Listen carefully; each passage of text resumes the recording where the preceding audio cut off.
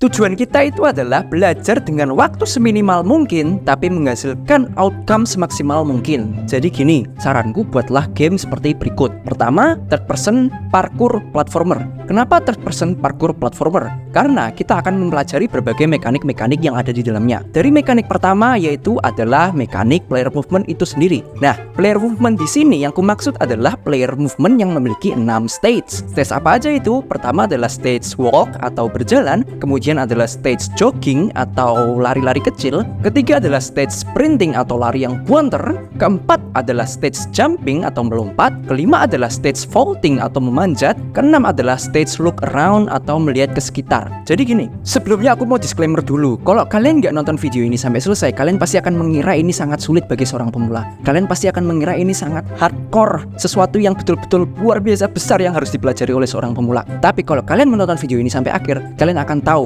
kenapa ini adalah mekanik-mekanik yang sebetulnya itu gampang dan gak susah untuk dipelajari. Percaya aku, tonton sampai akhir supaya kalian mengerti semua kejelasannya. Oke? Kalian kalau ingat game GTA 5 itu memiliki dua tipe player movement. Pertama adalah tipe free roam. Tipe free roam itu ketika kalian pencet W atau kalian majuin analog kalian, player akan maju ke depan. Ketika kalian geser analog kalian ke kanan atau kalian pencet ke kanan? D. Kalian pencet D, maka player akan putar badan lalu lari ke sana. Kalau kalian pencet A, maka player akan putar badan ke kiri lalu lari ke sana. Kalau kalian pencet S atau kalian ke belakang, maka player akan putar badan ke belakang lalu lari ke sana. Itu tipe player movement GTA 5 yang pertama, yaitu free roam. Tapi GTA 5 memiliki tipe selanjutnya, yaitu tipe strafing yang seperti ini. Kalau kalian lagi pegang senjata di GTA 5, kalian lagi nge-aim. Kalau kalian pencet W, maka dia akan maju. Betul, dia akan maju. Kalau kalian pergi ke kanan atau kalian pencet D, maka dia akan ke kanan tapi nggak turn around kayak gini. Tapi dia tetap melihat ke depan, tetap melihat ke arah kamera itu melihat. Kalau dia ke kiri, dia tetap ke kiri tapi nggak turn around juga. Dia akan melihat ke arah kamera melihat. Kalau dia ke belakang pun dia nggak akan kayak gini. Tapi dia akan ke belakang sambil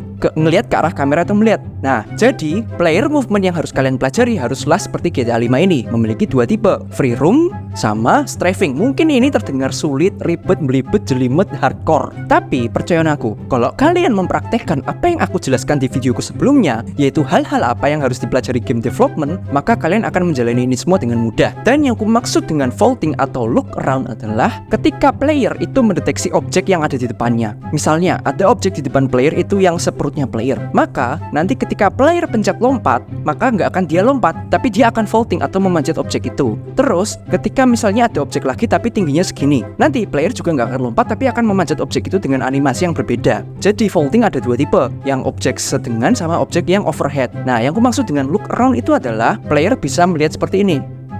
Bisanya player melihat seperti itu menggunakan inverse kinematic. Nah, jadi gini, kita akan membuat sebuah objek yang bisa men-trigger player melihat. Contoh, kalau semisal ada orang lewat, maka nanti player akan bisa melihat orang itu walaupun dia berjalan ke depan. Jadi, dia tetap berjalan ke depan, tapi kepala sama lehernya sama pinggangnya bisa muter ke orang itu. Itu look around, itu menggunakan inverse kinematic. Mungkin ya, kalian akan berbicara ini semua sangat susah banget untuk game developer pemula. Tapi percaya aku, kalau kalian menggunakan visual scripting, kalian akan belajar yang namanya stage itu. Ketika kalian memahami stage, kalian akan lebih mudah untuk menggambarkan algoritma dan mekanik game itu sendiri. Kalian juga akan lebih mudah melatih logika kalian karena kalian bisa melihat flow stage-nya itu. Jadi, nggak akan susah kalau kalian menggunakan visual scripting. Tapi dari semua yang aku ngomongin ini, intinya adalah ini akan melatih kalian bagaimana cara kalian berpikir, mengasah logika kalian dalam mekanik game itu sendiri, serta melatih problem solving kalian dalam membuat sebuah algoritma pemrograman. Karena ya, game development nggak akan jauh-jauh dari pemrograman. Dan yang kedua, mekanik yang harus kalian pelajari adalah kamera controller. Yap, karena third person ini memiliki kamera controller yang spesifik sekali. Jadi gini, di third person kamera controllernya itu memiliki dua tipe kamera controller. Yang pertama kamera yang free roam itu ya bisa melihat sekeliling sampai ke atas, ke bawah, bla bla bla. Dan yang kedua itu adalah kamera strafing atau kamera aim. Jadi kameranya ini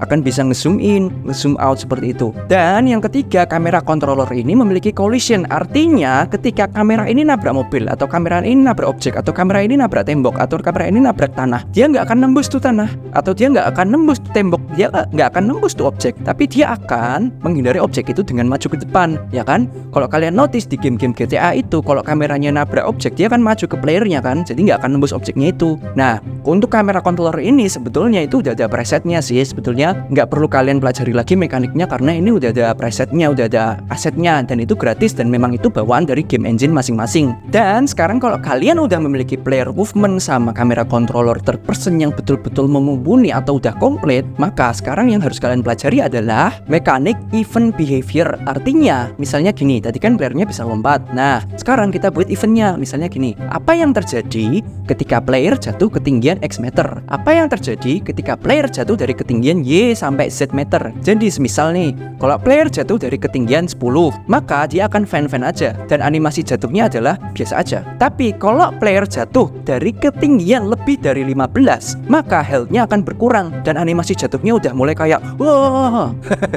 Dan kalau semisal player jatuh dari ketinggian lebih dari 15, maka health-nya berkurang drastis banget dan jatuhnya bisa lebih getar lagi atau misalnya sampai terkapar, sampai terjatuh gitu. Pahamlah intinya. Event ini sangat penting karena nanti ke depannya game development itu akan banyak event. Event itu yang aku maksud adalah apa yang terjadi ketika hal ini ke-trigger. Apa yang terjadi ketika hal ini terjadi. Cause effect. Jadi sebab akibat gitu loh. Terus ketika kita udah memiliki event, player movement, camera controller, mekanik yang harusnya kalian pelajari selanjutnya adalah health sama score. Artinya kalian harus bisa mengintegrasikan health kalian, health player itu sama score player itu ke UI. Jadi harus ada UI yang bisa mempertunjukkan health kalian, sama harus ada UI yang harus bisa mempertunjukkan skor kalian. Kayak health pasti ada health barnya dong. Di GTA itu kan pasti ada health barnya kan ya. Sama kalau di GTA San Andreas itu bukan skor tapi uang kan ya. Uang ini yang menunjukkan jumlah uangnya player itu berapa gitu. Kalian harus bisa membuat mekanik yang mengintegrasikan UI sama statsnya player atau info-info yang ada di dalam player itu sendiri. Tuh. Dan setelah kalian memiliki ini semua, player movement, camera controller yang dua-duanya tentu saja third person. Habis itu ada health bar sama skor yang terintegrasi ke UI. Terus habis itu ada event-event yang terjadi ketika sebuah fenomena ke-trigger. Maka jadilah game pertama kalian yaitu game only up. Yap.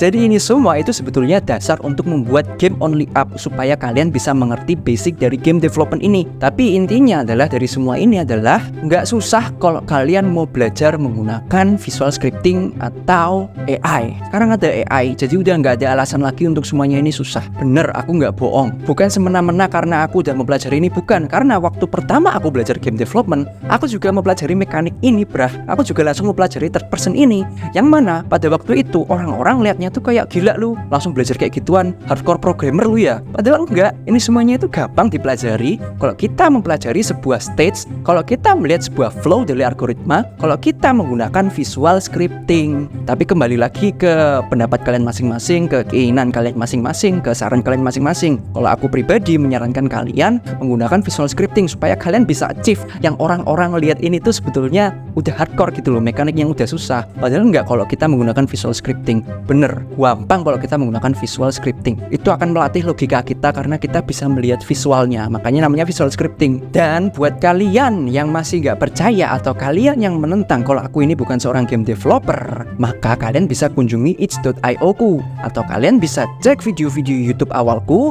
atau kalian juga bisa cek TikTokku. That's it. Dan buat kalian yang udah percaya sampai sini, thank you bro, matur nuwun sangat. Jadi kembali lagi ke keputusan kalian masing-masing. Tapi kalau saranku, aku selalu memberikan saran yang terbaik. Artinya saran dimana kalian itu belajar dengan waktu yang minimal tapi hasil yang maksimal. Dan yang ku maksud dengan ini semua adalah kalian akan jauh di atas rata-rata gimana cara orang itu belajar. Karena ketika orang lagi belajar di sini, orang lagi ngabisin waktunya untuk membuat sebuah game Flappy Bird di sini, kalian itu belajarnya juga di sini. Tapi kalian udah menghabiskan waktu kalian itu untuk membuat sebuah game hardcore, game kayak GTA gitu player movementnya. Artinya kalian waktunya sama-sama nih belajar, misalnya 1 tahun atau 6 bulan atau 3 bulan. Tapi yang kalian hasilkan itu jauh ketimbang orang-orang yang belajar menggunakan programming biasa atau orang-orang yang belajar pada cara umumnya. Kalau kalian menggunakan visual scripting, kalian tuh betul-betul jomplang hasilnya. Waktu belajarnya sama kayak orang pada umumnya, tapi outcome atau outputnya atau hasil yang kalian buat nanti jauh berbeda, betul-betul jomplang gitu. Oke, kalau gitu sampai jumpa di video selanjutnya. Oke, udah nggak ada alasan lagi, Intinya dirimu yang mau atau enggak. No excuses bro, no excuses, just do it, that's it. Malah jadi kayak sesi apa sih iki tips apa motivasi sih. Oke lah, seperti itu ya. Bye bye.